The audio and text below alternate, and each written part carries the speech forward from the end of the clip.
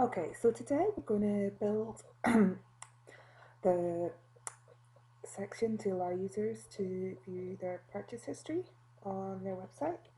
So first thing that we're going to do is build stored procedures. There's two stored procedures that we need to build. One which is going to list all the orders for each customer, and then another one which is going to list the details of each order. So the first stored procedure that we're going to create is going to be one that lists the orders for the orders for a particular customer. So the first thing we need to do is create a new stored procedure and call it something like GetCustomerOrders.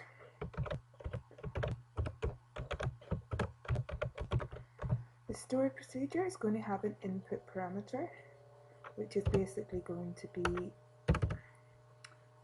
the username of the customer that's logged in. So I'm going to call my input parameter customer, and this is going to be a text field, so I'm going to define it as a varchar of length 50. And now I'm going to build my statement, my SQL statement. So to do this, I'm going to just refer to the orders table in the database. So the table is called order, and these are all the fields. You may have slightly different fields from me, but just remember when you're building this to refer to the fields that you've got in your table. Otherwise it won't work. So what I want to select is, let's see, order ID,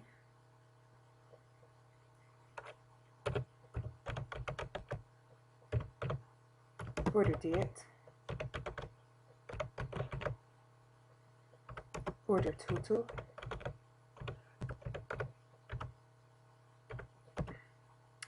and order status. You may not have an order status field in your table, and if you don't worry about it, that's fine. So we're going to select this from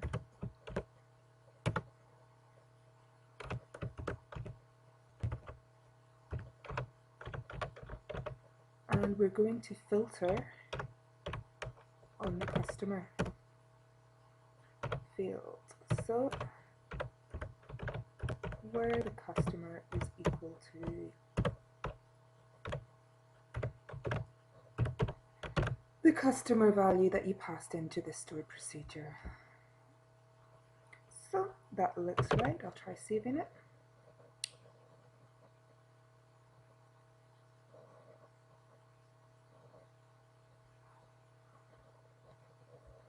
And that has saved.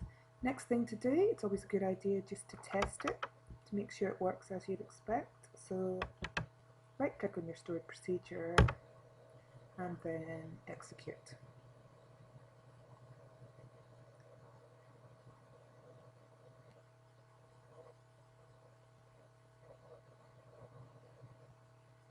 Now, because our stored procedure takes an input parameter, it's asking me to type in the value. Now, the username that I used to place orders, I used two. One was Big Spender, so I'll type that in there.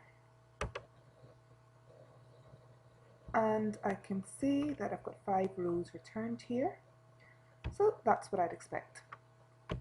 So that's that first stored procedure done.